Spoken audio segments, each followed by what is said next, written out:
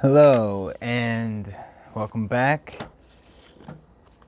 We are on chapter 2 of Frankenstein, and I'm going to read to you now. Chapter 2.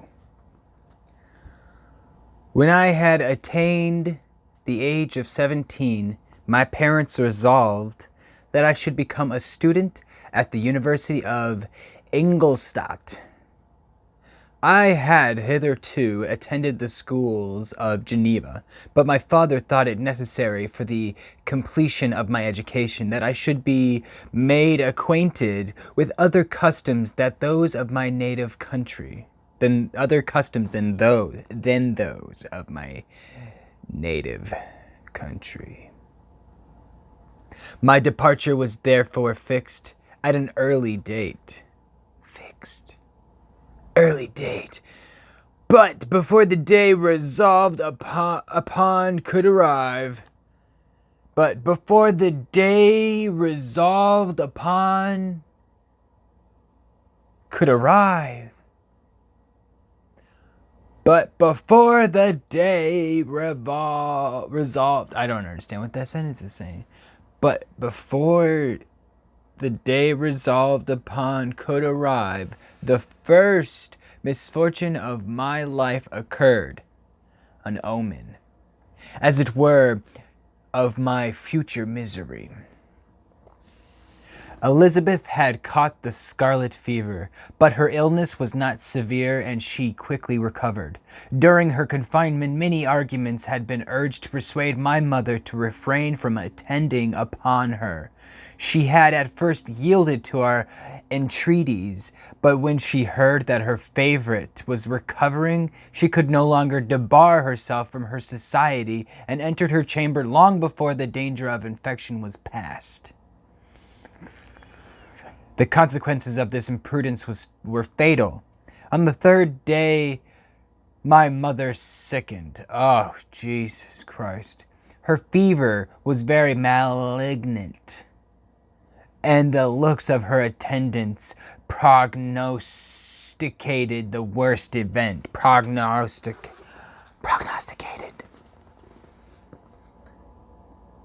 Prognosticated the worst event. On her deathbed, the fortitude and benignity of this admirable woman did not desert her.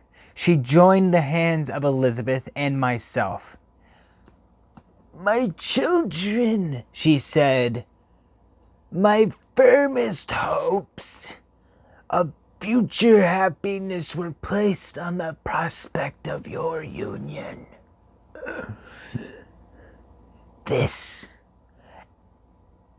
expectation will now be the consolation of your father. Elizabeth, my love, you must supply my place to your younger cousins. Alas, I regret that I am taken from you, and happy and beloved as I have been, is it not hard to quit you all? But these are not thoughts befitting me.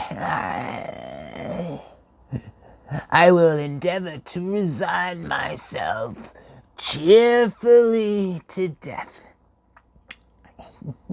Yes, and will indulge a hope of meeting you in another world.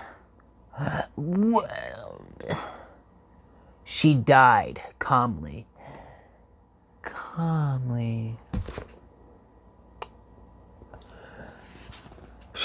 And her countenance expressed affection even in death.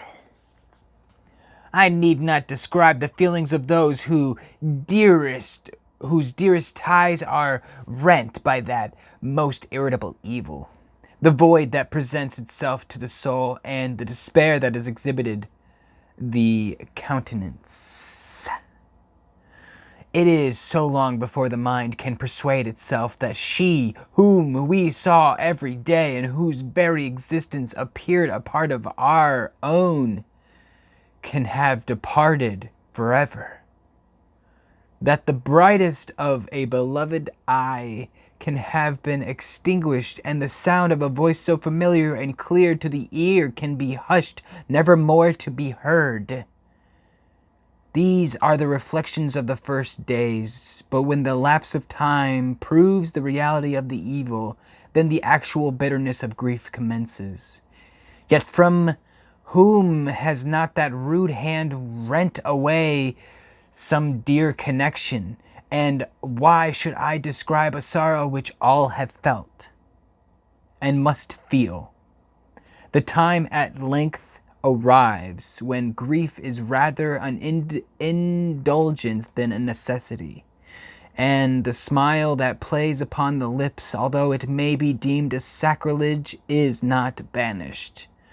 My mother was dead, but we had still duties which we ought to perform. We must continue our course with the rest, and learn to think ourselves fortunate, while one remains whom the spoiler has not seized.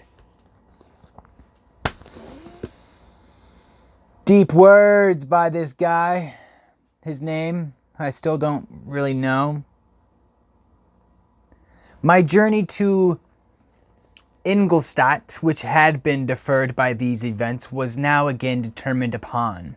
I obtained from my father a respite of some weeks. This period was spent sadly. My mother's death and my speedy departure depressed our spirits. But Elizabeth endeavored to renew the spirit of cheerfulness in our little society. Shucks. Since the death of her aunt, her mind had acquired new firmness and vigor.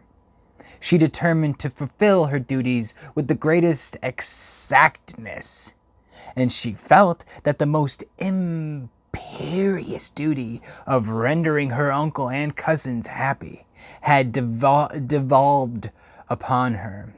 Devolved, that is the word I said. She consoled me, amused her uncle. Hey, old uncle, uncle. And instructed my brothers.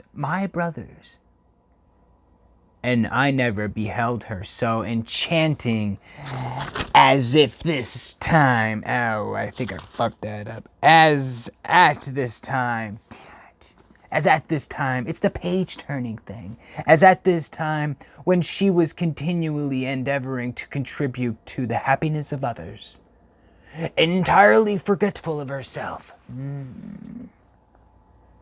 The day of my departure at length arrived. I had taken leave of all my friends excepting Clerval, who had spent the last evening with us. He bitterly lamented that he was unable to accompany me. I already read that one. But his father could not be persuaded to part with him, intended that he should become a partner with him in business, in compliance with his favorite theory that learning was superfluous in the commerce of ordinary life. Commerce of ordinary life. Commerce of ordinary life. Commerce of ordinary life. Henry had a refined mind. He had no desire to be idle, and was well pleased to become his father's partner. But he believed that a man might be a very good trader, and yet possess a cultivated understanding. Cultivated understanding.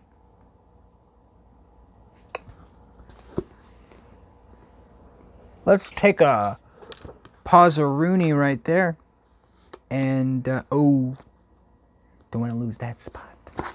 Slippery bookmarks are the devil's playwork. Lose your spot, the devil just laughs.